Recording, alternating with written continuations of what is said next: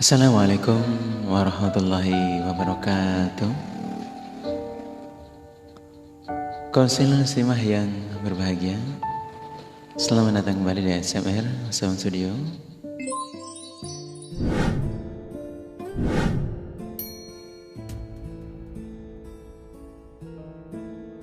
Konsil muslimah dimanapun Anda berada, kami mengingatkan ini adalah ASMR, silakan gunakan alat dengar yang nyaman. Semoga apa yang kami bahas bisa memberi manfaat dan berkah. Allahumma amin.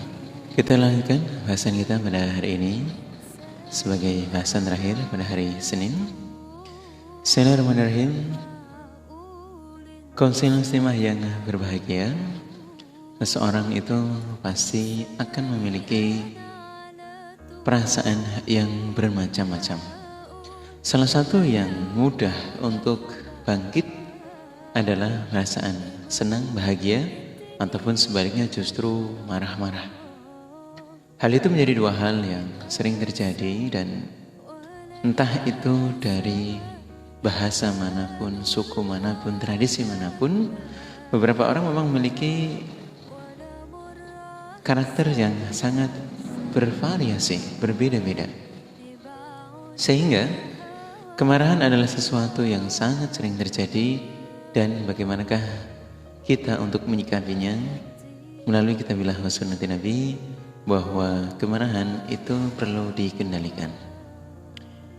Bismillahirrahmanirrahim. Dalam wahyunya Allah, surah Al-Imran, di mana kami akan membacakan A'udzubillahi minasyaitonirrajim. Bismillahirrahmanirrahim. Alladzina yajtanibuna kaba'iral itsmi wal fawahisha wa idza ma ghadibuhum yaghfirun. Alladzina yunfikuna fis sarra wal-dharra wal-kadhimina al-ghayza wal-'afina 'anil nas wallahu yuhibbul muhsinin. Konsil muslimah dalam ayat tersebut menyebutkan bahwa orang-orang iman adalah orang-orang yang bisa memaafkan di dalam situasi marahnya. Orang-orang iman adalah orang-orang yang leluasa dalam membukakan pintu maaf dalam keadaan emosinya. Kalau orang dalam keadaan sudah redam kemarahannya, insya Allah mudah. Tetapi dalam kondisi yang situasinya sedang marah, dia secara sadar dan ikhlas membukakan pintu maaf yang sebesar-besarnya. Konsil muslimah yang berbahagia, hal ini diperkuat oleh sabda Nabi SAW dalam Riwayat Bukhari. Betul-betul mengingatkan.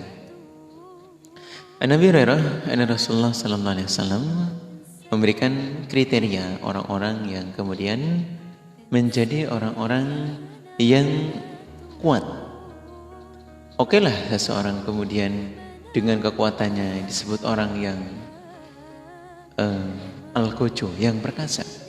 Namun menurut Riwayat Bukhari bahwa periwayatan dari sabda Rasulullah SAW, laisa syadid bis-sur'ah, innama syadidu alladhi yamlikun binafsihi indal ghadab. Riwayat Bukhari. Jadi Nabi memberikan keterangan bahwa orang-orang yang kuat itu bukan orang-orang yang di dalam pertarungan kemudian dia di dalam kekuatan kemudian bisa saling menjatuhkan dengan dorongan yang paling terkuat. Itu bukan demikian. Adanya seseorang kemudian dikategorikan orang yang kuat adalah di mana orang-orang tertentu bisa menahan emosinya ketika dia sedang marahnya. Seseorang bisa mengendalikan hawa nafsunya ketika dia di puncak kemarahannya. Itulah orang-orang yang kemudian dikatakan orang-orang yang syadid, yang sangat kuat. Konsil muslimah yang berbahagia, dengan demikian bahwa orang-orang yang gampang marah berarti bukan kategori orang yang kuat.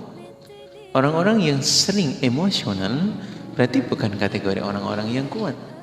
Mereka adalah justru dikategorikan orang-orang yang lemah karena tidak bisa mengendalikan hawa nafsunya, tidak bisa mengendalikan kemarahan yang ada di dalam hatinya. Alhamdulillah, jazakumullah khairan. Sehingga kalau memang kita merasa pribadi yang kuat, semestinya kemarahan kita bisa kita kendalikan. Hal yang paling bisa menjadikan kebanggaan bagi seseorang ketika bisa mengendalikan hawa nafsunya adalah melalui peringatan dari Mu'adz bin Anas Al-Juhani an Abi Nabi sallallahu alaihi wasallam memberikan suatu kebanggaan, memberikan suatu keistimewaan bagi orang-orang yang bisa menahan amarahnya. Ialah Nabi bersabda, "Man qadama ghaidan wa huwa yastati'u ay yanfida da'allahu yawmal qiyamah ala ru'usil khalaiq hatta yukhayyir fi ayyil khur sya'a." Rawahu Tirmidzi. Jadi sadar, mengingat pahala yang akan diberikan kepada orang-orang yang bisa menahan terhadap emosinya, terhadap amarahnya, ialah bahwa meskipun dia nantinya ketika marah itu bisa meneruskan kemarahannya, kalau kemudian dia mau memukul, mencaci, kemudian mau meneruskan dengan cara apapun itu, kalau kemudian dia adalah anak kecil, lantas kita bahasa dalam saat ini kita aniaya, kita bisa, karena kita sedang marah. Tetapi orang tertentu memilih untuk menahan amarah tersebut, memilih untuk menahan emosinya, maka pahalanya adalah besok di hari kiamat Allah akan memanggil dirinya di hadapan para pemimpin-pemimpin yang ada sewaktu di dunia. Kemudian Allah mempersilakan untuk memilih bidadari mana yang dia mau. Alhamdulillah, jazakumullah khairan. Jadi kepentingan di dalam menahan amarah ini memang tidak hanya kemuliaan di dunia, tidak hanya bisa dikategorikan orang yang kuat. Orang yang kuat itu bisa menahan amarahnya, bisa menahan emosinya, atau dengan harapan besok di hari akhirat akan diberikan bidadari-bidadari yang cantik jelita, disuruh milih dimanapun yang dia inginkan. Kaum muslimah yang berbahagia, bahwa memang kemarahan itu sejatinya tidak semata-mata dari diri kita. Bahkan melalui Rawi Abu Daud disebutkan, kemarahan ini sejatinya memang sisi lain dari hasil godaan syaitan yang membuat kita kemarahannya ini menjadi bangkit. Ialah riwayatan dari Rawi Abu Daud menyebutkan dari Abu Wa'il Al-Qas, dia mengatakan bahwa suatu saat dia bertamu kepada Urwah bin Muhammad bin Said. Kemudian di dalam keadaan sedang bertamu, ada laki-laki yang kemudian membuat dirinya menjadi marah. Ada seorang laki-laki yang membuat Urwah menjadi marah.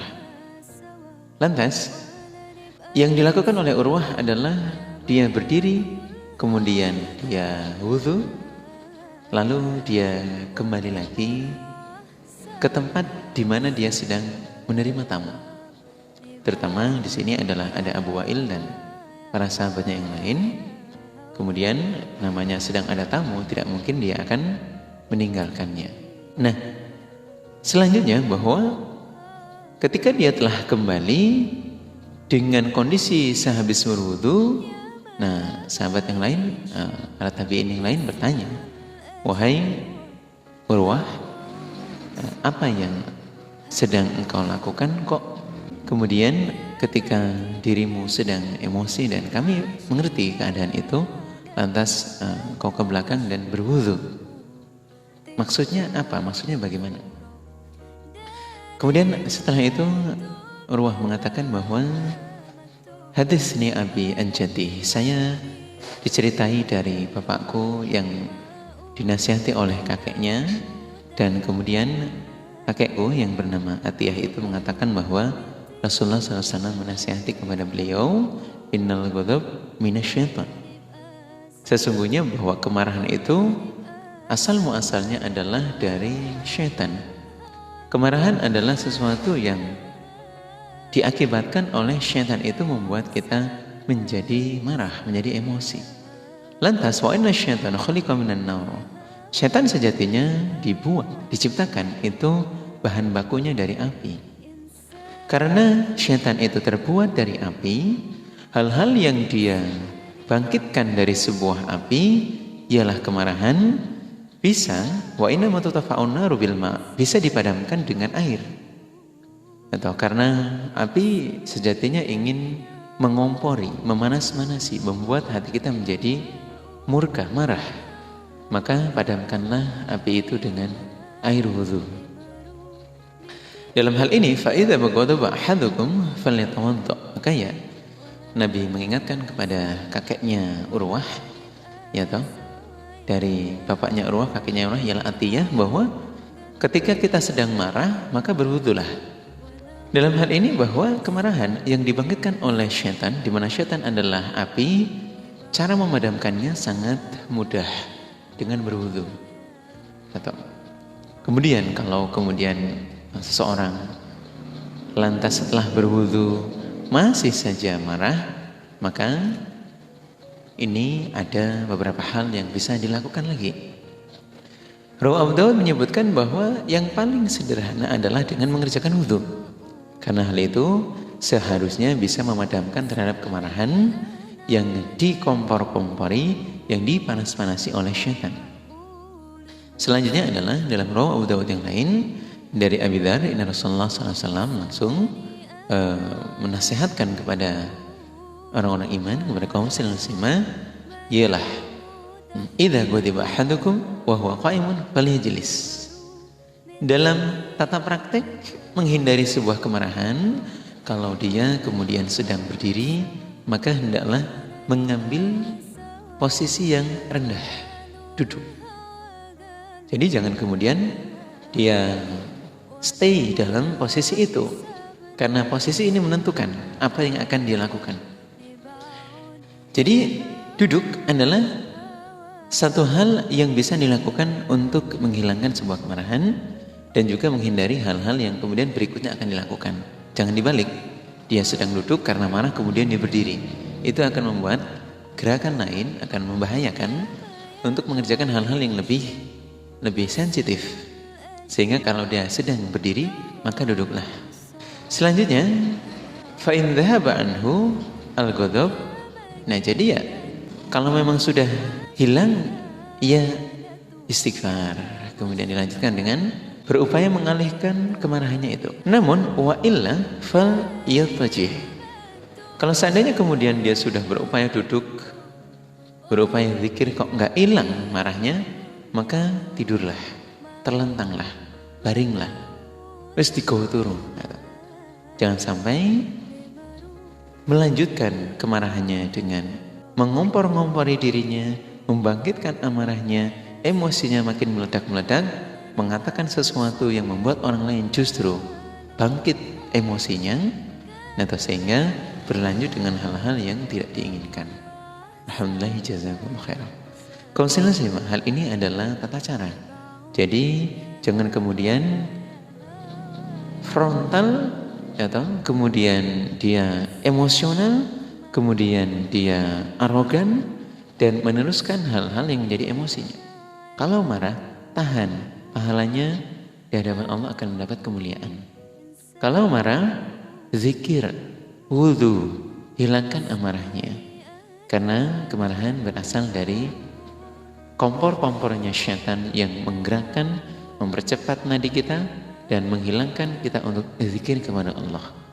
Ingat bahwa selain lahan, kemarahan juga membuat kita lupa terhadap adanya istighfar kita kepada Allah, ibadah kita kepada Allah. Alhamdulillah. Maka mari kaum muslimah, dengan adanya kemuliaan orang-orang yang bisa menahan marah, kita berupaya untuk mencari pahala dan selalu berpikir positif, jangan terbawa hawa nafsu dan emosi. Kurang lebihnya mohon maaf. Assalamualaikum warahmatullahi wabarakatuh.